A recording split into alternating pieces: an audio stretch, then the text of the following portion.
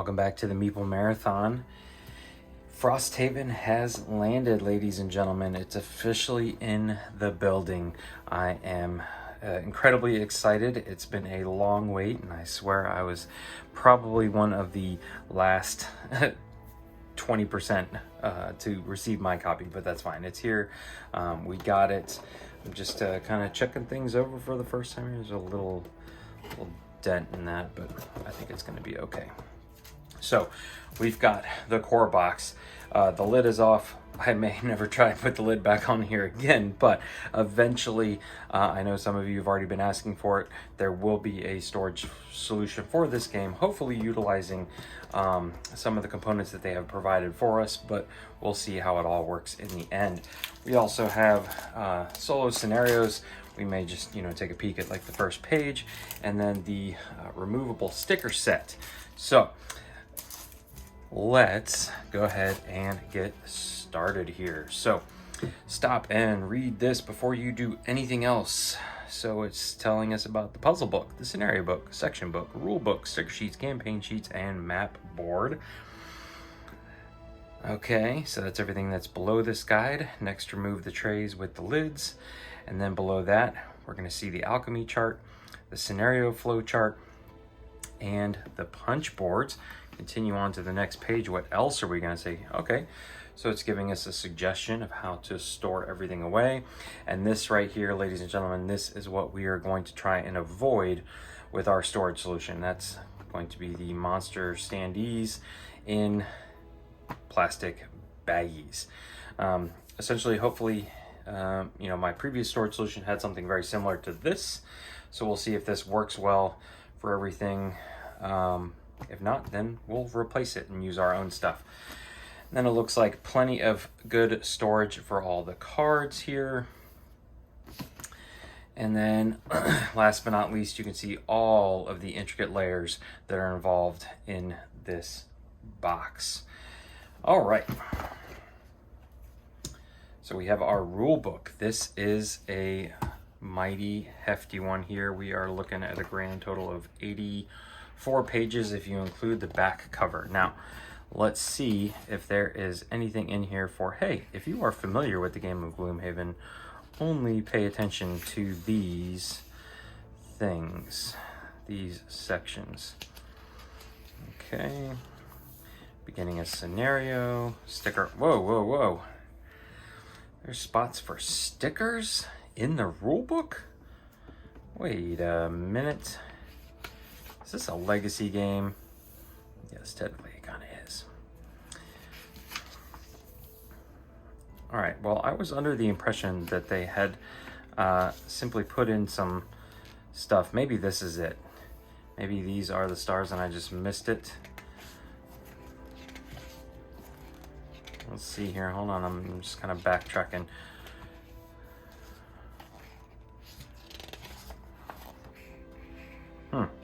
I don't see anything that says, hey, you should have just paid attention to those, but that's seemingly what it is. Oh, here we go. If you've already experienced with the Gloomhaven system, you can look through the scenario phase section and read only the parts in blue like this one. So, okay. So we shouldn't have to read everything in here, but this is far bigger than, look at that sticker there. Good gracious. Far bigger than the standard Gloomhaven book, but should be pretty decent reading. And we have a secrets book. It's sealed up. Obviously, we're not going to take a look at that. Section book. So this is all of the additional stuff, additional texts, what's around the corner. I know a lot of people have always complained about being able to see the entire scenario laid out in front of you, even though they're behind doors, you know what monsters are coming. Well, this is going to solve that problem. So this one appears to be just as hefty as the scenario book. Let's take a look here. We are looking at 195 pages, ladies and gentlemen, of just the extra stuff. Let's see how big the scenario book is here. The scenario book is 167, so there's actually more pages in the section book. Okay, so here is a closer look at the scenario book. This is the introductory scenario, so I would not consider this spoilerish, but you're going to see this no matter what you play. Technically, it tells you that if you are familiar with Gloomhaven, you could skip scenario 0 and jump right to scenario 1. So you may not even experience this scenario period. But just to cover some stuff here, they are telling you here, like, once you've completed it, you're going to look into the section book, which I'm not going to dive into, to section 2.2 once you've completed it. When you have opened the number 1 door here, you go to 2.1. This is giving you all of the, tiles and standees that are going to be it. And this also tells you the layout of the map. So you do know how big the map is. You do know where it's going to be laid out. This helps you set up the game, on your table more easily. But you don't know what's in these other rooms past, 13A here. So the only thing they're showing you, and obviously when you open door 1, they'll show you the rest of it. And maybe it's only 16A that they show you, and then there's another entry in the section book that tells you what's in 13C. So definitely much more revealed content here for this, the way they have done it this time. Now let's take a closer look at our starting classes here. I'm going to go to 197.1 in the section book. This is just an in-depth guide on the starting classes. Okay, so I know that the text here is probably a little small, but if you want to take a screenshot and blow it up, it's entirely up to you. But I'm just going to read through some of the introductory sentences for each of the, again, starting 6 classes that are in the game. This is just the very last page of the section book. So again, this is not meant to be spoilery. This is meant to be read if you are having trouble deciding who you should play as. So we have our Drifter here. You are all about playing cards that stick around for a certain number of uses before becoming lost and then squeezing extra uses out of them. Try playing Crushing Weight early on to get an extra 2 attack power on your melee attacks, then jump into the fray and alternate between your more traditional melee attacks and melee attacks like Sustained Momentum and Bloodletting. So Drifter is essentially your brute class, your tank. He's going to be right in the middle of the thick of stuff. Deathwalker here, you use special types of tokens called shadows. After you place shadows, your ability cards will let you move them around the map, attack enemies adjacent to them, or even teleport between them. So similar to having allies, but entirely different thing. Blinkblade here, you are a melee attacker with a unique decision of going fast or slow at the start of each round. Each of your cards have fast and slow initiative values, as well as a host of modifiers to your abilities. So I actually experienced a little bit of Blinkblade during the Kickstarter campaign, and again, he has instead of a 2-part card, he's got a 4-part card. And again, you have to decide whether you're going to be slow or whether you're going to be fast, and most likely if you're going fast, you're going first as the Blinkblade. Lots of quick movement, in and out, quick stabs. Not like the brute Drifter here, but can be a very effective against multiple enemies. Bone Shaper, you are a ranged support class that makes extensive use of summons.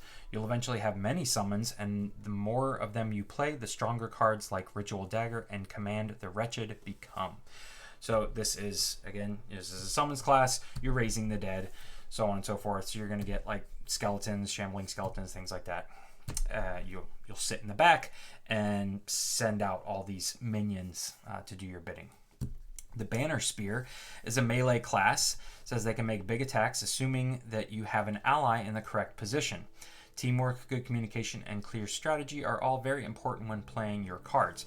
So I know that the Banner Spear actually has a lot of allies that they can put on the board. It'll be represented by standees, and those allies you're hoping to position so that she can execute her kind of area of effect attacks, whether it be a punch through 2 or 3 enemies lined up, or a big sweeping arc or something like that. Where she positions her allies helps her do those big AoE attacks. And then last but not least, easily the most complicated character in the starting class, Geminite. You have 2 different forms, and some of your cards will force you to switch between them. Your first form focuses primarily on multi-target melee attacks. Use area of effect patterns. Your other form focuses on more traditional ranged attacks. So literally you have Blinkblade has 2 sections on every card, or 4 sections on every card as opposed to 2. This one has 2 entirely different decks that you'll have to keep separate depending on whether you want to kind of be a melee form or ranged form. So sounds like a lot of fun. Also sounds very complicated. All right, let's get back to what else is in this box.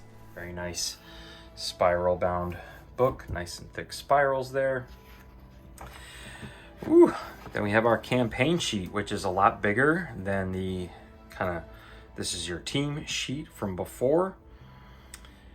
Town Guard, perks, Frosthaven supplies, various prosperity, retired characters. All right. Then we have ourselves a board and some other stuff. Well, here we go. These are the stickers that are going to go into. So I'm not gonna show these off here. Yep. Okay. So let's pull these out. Let's zoom out, take a look at the board next.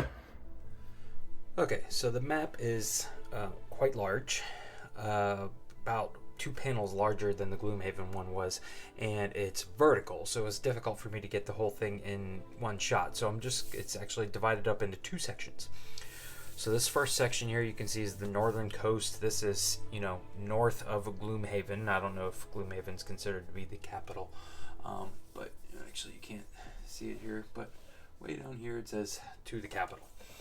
But all these numbers here are where the scenarios are going to take place. So you can see here there's 106, there's 123, 131.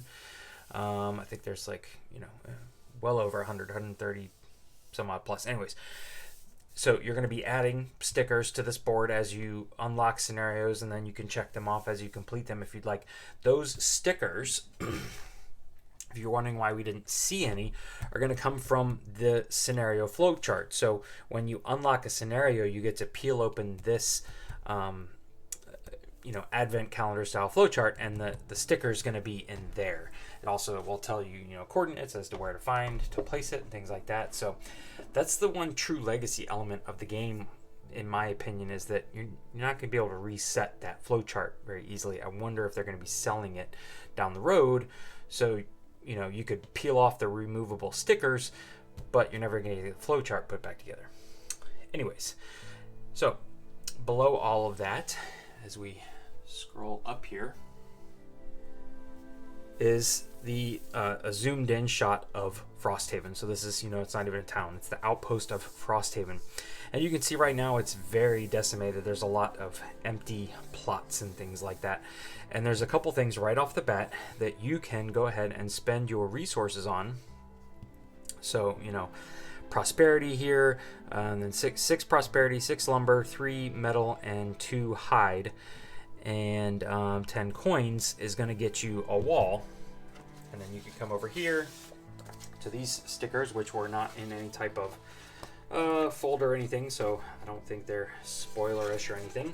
But just here, for example, here is the N wall that's adding +5 defense, and you would just overlay that right there. That's going to cover up the portion that says you can improve it, things like that. So the stickers here give you a whole bunch of buildings, and then you can actually upgrade those buildings as well based on the cards that are in the box. On top of you being able to just add stickers, the town serves a huge purpose, being able to go to the alchemist to craft those potions and whatnot. Until you have built certain buildings, you can't craft certain items. Also, there are going to be phases where the outpost of Frosthaven will be attacked, and so that's why you notice that the building up the wall increased your defense. There's actually a city guard which has its own initiative deck and things like that will be helping you defend when raidings come and happen. You can see even there's some scenarios that'll take place here in the close vicinity. Anyways, so 2 very important pieces of the map here, all with fun sticker options. All right, so amongst the stickers that the outpost stickers that we pulled out, this is one of the kind of new features that is in Frosthaven that was not in Gloomhaven. So this is almost like a To me, it reminds me of like a advent calendar where you would unlock the chocolates or the pictures or something like that. Essentially, once you have unlocked a certain building in the outpost, and then you can cross-reference, say you bring this herb and this herb to that building, you can peel back this, and then that's something you can then create. And this is for 1 or 2 herbs and 3 herbs, and you can see it goes from there. But this essentially gives you the ability to just go to that building in the outpost and create specific potions without having to, just luckily find them along the way. All right, so let's continue down through the box here. We have this plastic storage compartment, which I believe, has got kind of one nested inside the other, which is a neat little trick. But I don't think, seeing that this has its own lid, I'm thinking that this is meant to kind of house larger things, and then this is meant to house all of the like smaller tokens and stuff. So again, we're going to try and make use of these in our storage solution, but we'll see how it goes. All right, and we have a very big sheet here, similar to the kind of herb sheets we saw. This is going to be your scenario flowchart, and I know there's at least 2 of them in here. But you could see here where this is probably the introductory mission, doesn't lead anywhere, and then from 1 leads to either 2 or 3. If you go the route of 2, you got to go down to 4. 4 can expand out, or 3 is going to go to 4. So this, I feel like, is going to be hopefully very helpful, because I definitely got lost. Anytime you took an extended break from Gloomhaven and tried to come back, you were like, where were we? And, are we even on still the main storyline? So there are several of these, all with a big icon. Let's see, we are still going here. So more than 2, 5. Okay, so you can see down in the lower corner, there's going to be 5 of these. And obviously I'm not going to start pulling them open now. So there you go. Looks like it goes as far as 137 on the 5th one. All right, punch boards galore. I do like the fact that they have included a little thing to get these out of here. There was talk during the campaign about him attempting to do something similar to Jaws of the Lion style, where everything was just printed in a book, but he was concerned about the cost of making that book, how much it would be. So he said if he did it in the future, it would be a purchased add-on. Don't keep your hope up, any type of thing. So haven't really heard whether that is being worked on or not. But tokens, map tiles. You can see the elements, some scenery features. Lots of these. I'm not going to spend too much time on these. A lot of this stuff you have seen before. This is like damage counters here.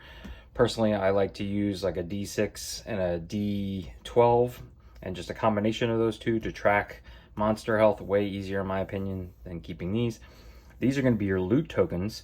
So these, as well as monster drops, instead of just coins, they're going to drop these, which signify you get to draw from the loot deck. And you can do a lot of stuff that comes out of the loot deck. Crafting things, crafting potions, weapons. Some of them, however, will just be straight coins. That'll again be multiplied at the end of the scenario, so on and so forth. So nothing that surprising so far. Again, lots of map tiles. This is interesting here. It's like a rope or something. Pretty sure those are switch plates for activating things and objectives and traps and so on. The level of detail seems deeper than the traditional Gloomhaven tile. But again, they're also just pretty basic rooms at the end of the day. Start getting into the weirder shapes. We've got some bookshelves here, things like that.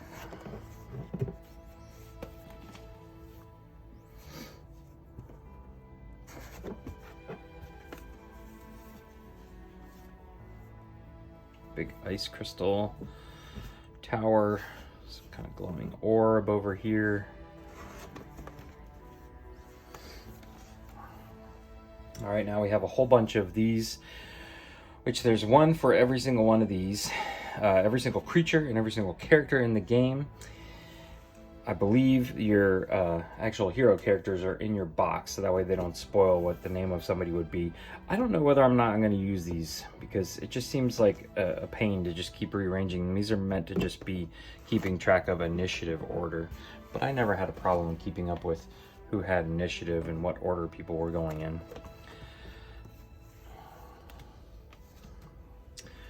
Bigger map tile. All right, now we're starting to get into the monster standees. Those guys look very familiar. The boss tile. Let's put some over here now. Oh yeah, the Frosthaven Yeti cannon, the Pyramid Head. I mean, we've seen some of these guys before, which is okay. That's perfectly fine. Harrowing Infestor. It's a big map tile there. This is a cool looking one here. I don't know what that guy's name is. But all the elementals.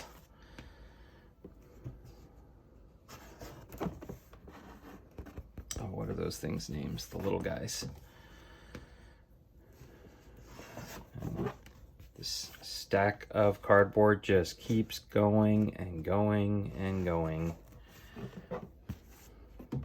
The polar bears.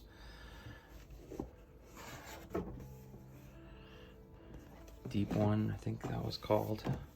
Maybe not. It's been a minute since I played Gloomhaven.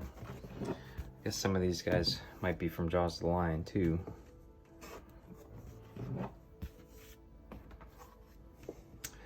We are just going and going and going and going. This is number 24. Now up to 25. It's a cool looking board. Ooh, look at these guys right here.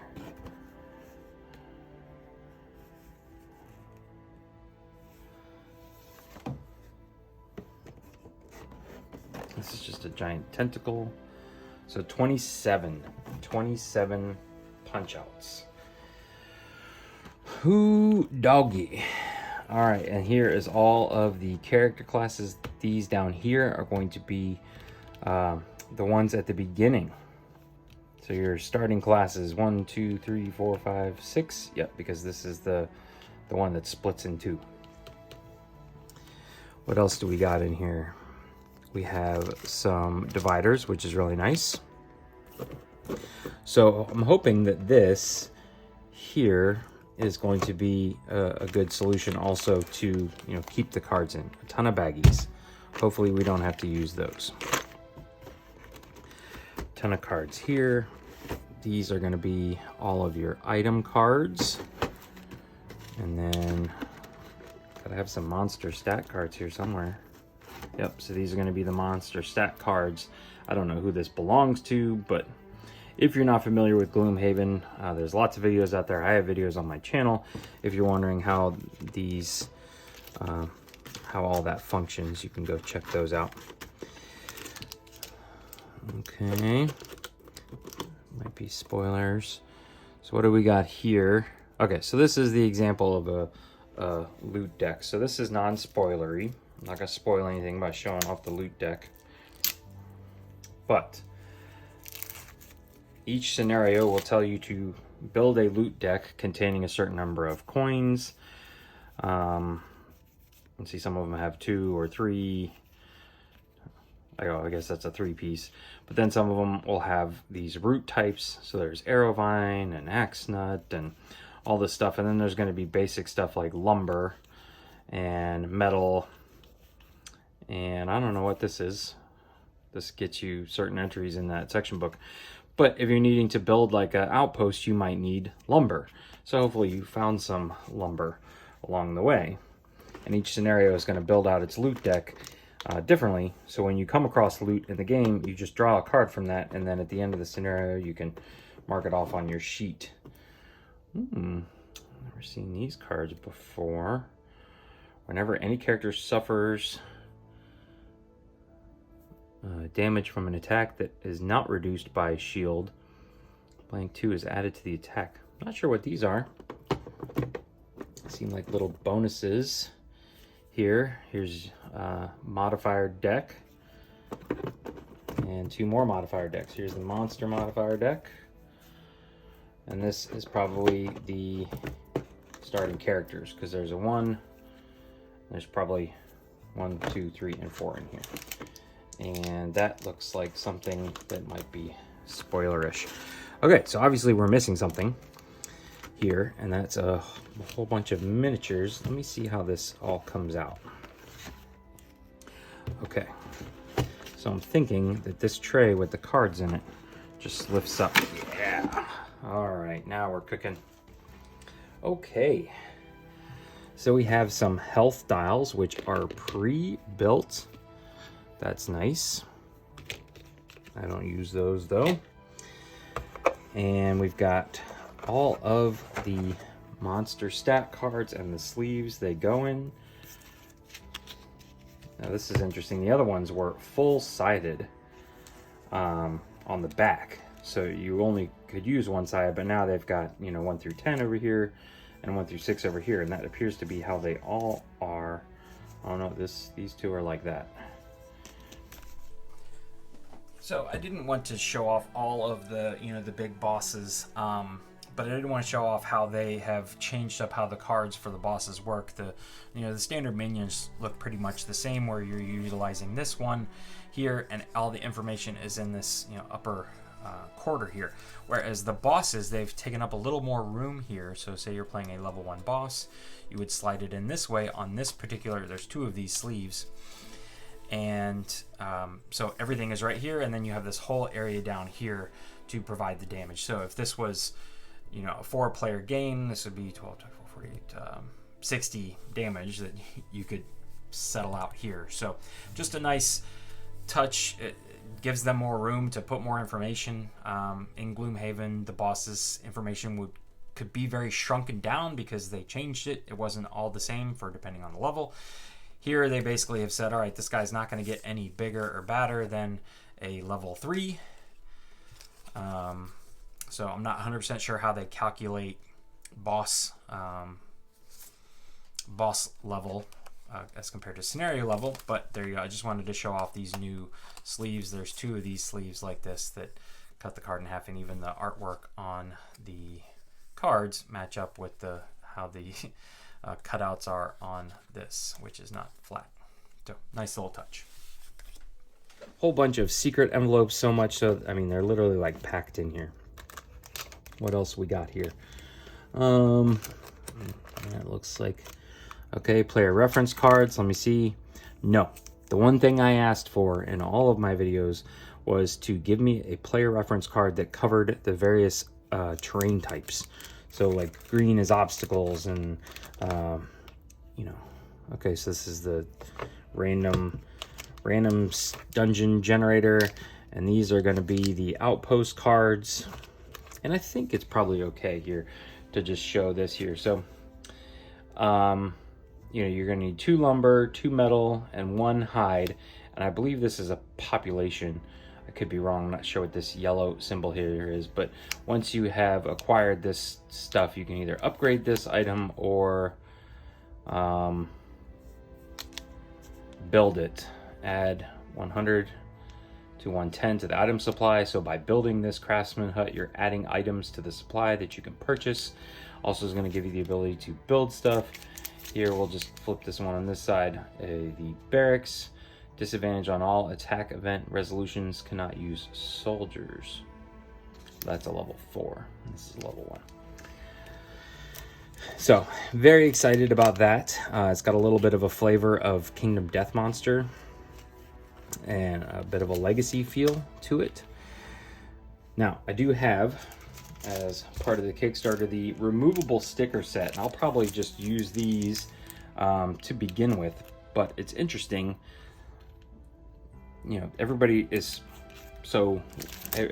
the removable sticker set, but I don't know very many people who've played through multiple campaigns of Gloomhaven and actually made use of it. All right, so I'm pretty sure this is the Banner Saga, so I'm gonna go ahead and open this one here. And that's the Blink Blade, just to show off the miniature quality. And already right off the bat, you can see that the miniatures are contained within a little plastic insert. They're not just floating in the box somewhere. So here we go. This is just an example of the miniature quality. The biggest thing I notice, because I also had a second edition Gloomhaven, so I believe they had improved the miniature quality even in the second edition, but this one, it's the thematic basis. It's something I always notice on miniatures. Just, I feel like it's, you know, doubles the amount of immersion factor of the miniature. But good quality. I really like that they are aiming to protect these like this. Let's take a look at one of the smaller boxes. How about the Blink Blade here, which I know is a starting character, so this isn't going to be spoiling anything.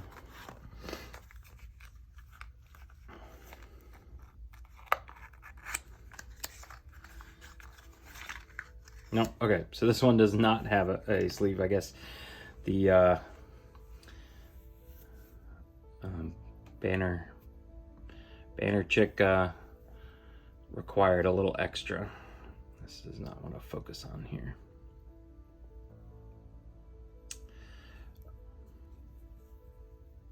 So you can see from up top, he's standing on some rocks. You know, I can actually see a face. Again, I can't get it to focus here, but he does have a little bit of a face. All right, so there we go. This wasn't going to be too much of a take forever unboxing. There's a ton of content here. I'm not going to start opening up cards or anything like that. Let's, here, we'll do this. We can open up one of these just so you guys can see what has been added and what's slightly different. So here is your standard player board. Let's see. Yeah, it's got the little flavor text on the back, as well as, you know, complexity, elemental affinities, retirement, what you read there, and you know, some class notes. So a lot more in depth here. And then she has all of her, I guess, allies. And some of those are banners that she can post up on the battlefield. So if your character comes with allies in original Gloomhaven, it was just a disc that you put down, a generic disc with a number on it. Now you're actually getting standees for your allies. So that's cool. Here is, again, her thing for initiative order.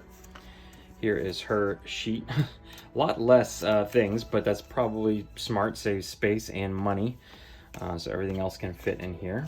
And then her unique decks of cards. So here we go. This is a level 1 card. I can show this one off. So +3 health to all allies. Suffer 1 damage for each ally whose hit point value increased with the heal ability. All right, so she's got to take some damage in return. Or summon reinforcement. He's got a 1 health, 2 speed. You control the movement of this summon. He's got no attack. So what does he do? Anyways, there you go. Again, this is not a legacy game, but there are a lot of legacy-esque elements to it. So I'm not going to start opening up boxes, but hopefully you get the idea of the grandeur of this game. Now, let's briefly take a look at the removable sticker set. I'm going to try not to give too much away because I'm assuming there's spoilers in there. And the solo scenarios as well. Not going to give too much of that away either.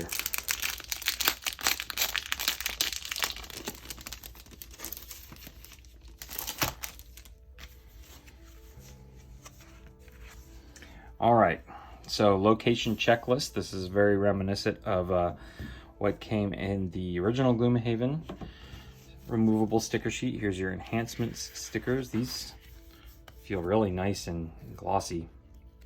Not glossy, matte. They're like a matte finish, but there's some of the locations. Not going to be too much on there. Campaign, map, overlay stickers, and there is quite a lot. Quite a lot of stuff in here, but again, I don't want to give anything away. And then last but not least, we have our solo scenarios. There's a little unique deck of cards in here. Every character that you can play as or unlock can go on their own little solo quest.